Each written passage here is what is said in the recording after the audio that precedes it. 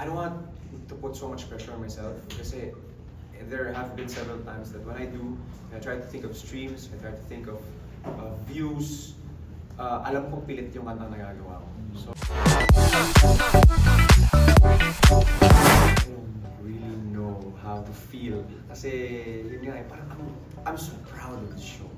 Sobrang, pinaghirapan namin tong lahat. Puro collaboration to. Direct John, the band, everybody. And aside doon, ang saya lang namin lahat.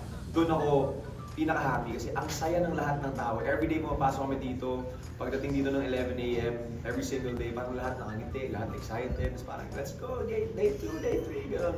Parang nag-hype lang kami sa isa't isa. So, it is hard to top. Kaya kanina, ina-absorb ko na lang na hindi ko alam kung mauulit ko to.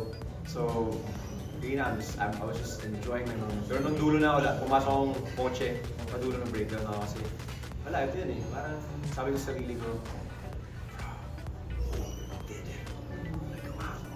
yun yung pumasok sa sa puso ko. So, it's hard to talk, but we did our best. Thank you, Lord, for this opportunity.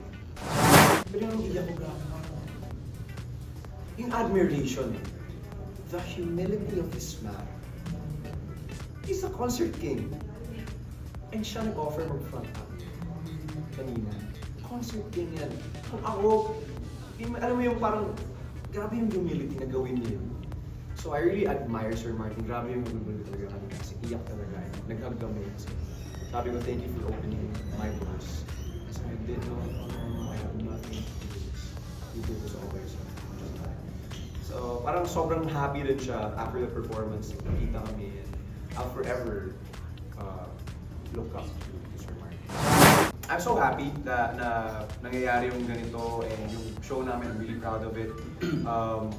But ngayon kasi I'm at the stage na I'm just gonna keep on writing like what I told MJ and natin na ano lang, parang I don't want to put so much pressure on myself kasi there have been several times that when I do, I try to think of streams, I try to think of views.